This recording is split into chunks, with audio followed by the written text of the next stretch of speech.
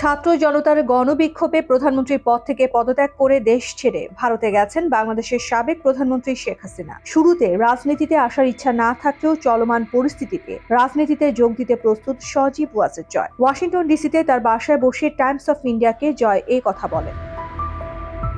জয় বলেন, দল ও দলের কর্মীদের বাঁচাতে যা প্রয়োজন তা আমি করব। প্রয়োজনে যদি আমাকে রাজনীতিতেও আসতে হয় তাতেও পিছপা হব না।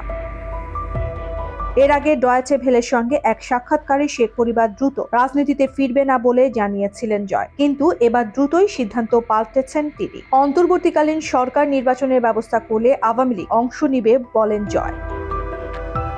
আমার মা তার বর্তমান মেয়াদ শেষে রাজনীতি থেকে অবসর নিতে চেয়েছিলেন। আমার নিজের কখনো কোনো রাজনৈতিক উচ্চাশা ছিল না। আমি আমেরিকার স্থায়ী বাসিন্দা, কিন্তু বাংলাদেশের সাম্প্রতিক ঘটনাগুলো দেখিয়েছে সেখানে নেতৃত্ব সংকট তৈরি হয়েছে।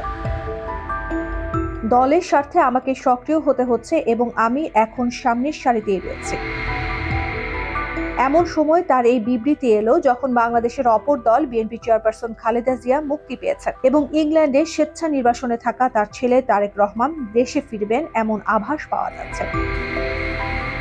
অন্তর্বর্তীকালীন সরকারের প্রধান উপদেষ্টা শান্তিতে নোবেলজয়ী ডক্টর মোহাম্মদ ইউনূস ও অন্যান্য উপদেষ্টারা শপথ নেন। এ পরিস্থিতিতে জয় আরও বলেন, আমি নিশ্চিত পরবর্তী নির্বাচনে আওয়ামী লীগ অংশ নেবে এবং আমরা তাতে জিততেও পারি। বাংলাদেশে আমাদের দলের সমর্থকরা সংখ্যায় সবচেয়ে বেশি। তিনি দাবি করেন তার মায়ের অন্য কোনো দেশে রাজনৈতিক আশ্রয় নেওয়ার কোনো পরিকল্পনা নেই। তিনি জানান আপাতত তিনি ভারতে আছেন। অন্তর্বর্তীকালীন সরকার দেশে নির্বাচনের আয়োজন করলেই তিনি দেশে ফিরবেন। অল্প সময়ের নোটিশে আমরা মায়ের জীবন বাঁচানোর জন্য ভারতের প্রধানমন্ত্রী নরেন্দ্র মোদীর কাছে আমি কৃতজ্ঞ।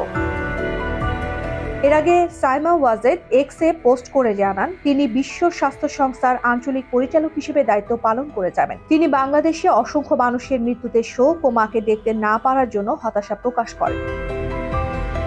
পরবর্তীতে অপর এক বার্তায় তিনি জানান, যারা উদ্বেগ প্রকাশ করেছেন তাদের উদ্দেশ্যে বলছি, আমি আমার মাকে দেখতে পেলে খুবই খুশি হব, কিন্তু একই সঙ্গে আমি এমন কিছু করতে চাই না যাতে তার নিরাপত্তা হুমকির মুখে পড়ে।